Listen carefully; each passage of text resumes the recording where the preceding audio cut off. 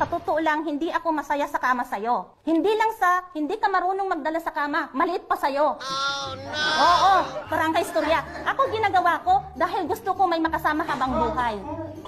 Sa totoong istorya, hindi mo ba na-feel yun? Nung ginagawa ko sa'yo? Hindi ka ba nahiya? Ang liit-liit sa'yo?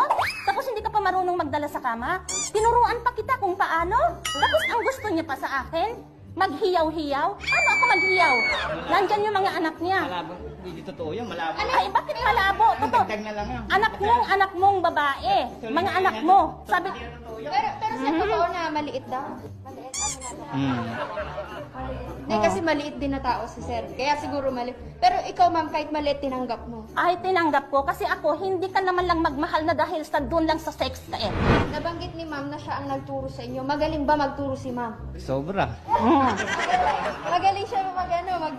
Di ba ikaw pa nagsabi sa akin, talo mo pa sa teenager? Sabi, bakit mo nasabing mas magaling siya sa teenager? Siya lahat kasi gumagawa eh. Oh. Hindi siya marunong magromansa eh. Direct, patong diretso, pasok. Pwede ba yan? Kabatang-bata niya, hindi pa siya marunong ganon. Tinuruan ko kung paano unahin bago gawin para naman kahit paano, kahit malit, masatisfied ka.